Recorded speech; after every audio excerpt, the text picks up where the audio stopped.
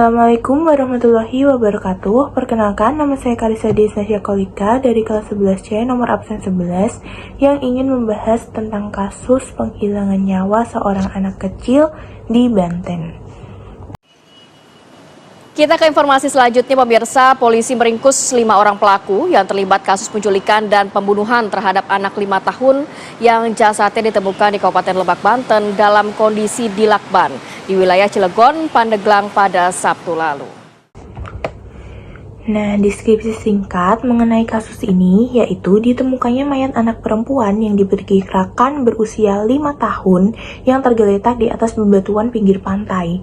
Nah, si mayat ini itu mengenakan kaos berwarna biru toska bergambar karakter Disney Daisy Duck.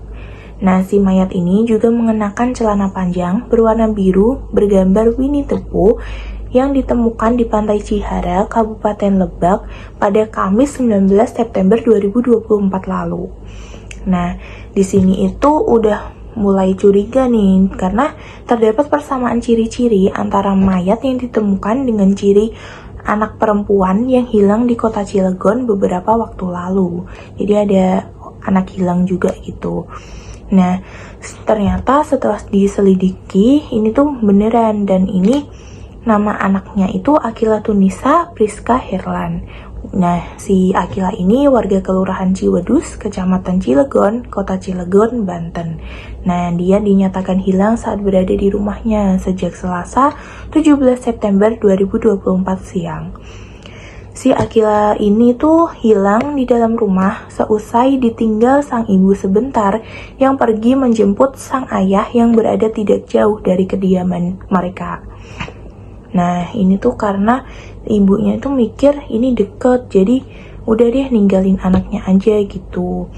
Nah, sekitar 1 bulan sebelumnya, ayah sama ibu Akila itu udah sempat nerima pesan ancaman penculikan dan pembunuhan melalui aplikasi WhatsApp. Nah, para tersangka ini telah merencanakan pembunuhan sejak 1 bulan sebelum kejadian.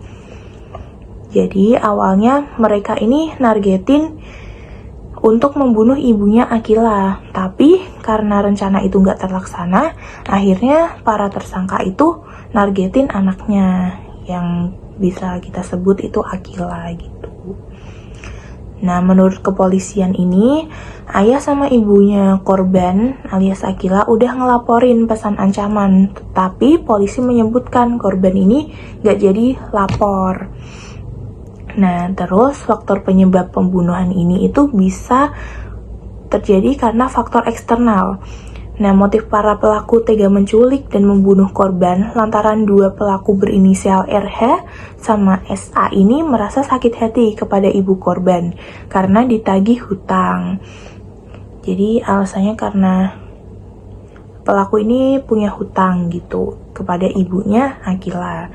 Nah, kasus ini itu bisa berdampak kepada psikologis orang tua. Orang tuanya Akila pasti memiliki rasa dendam, rasa sedih berlarut, dan juga bisa menjadi stres. Nah, ini juga dapat menimbulkan keresahan di kalangan keluarga dan masyarakat sekitar.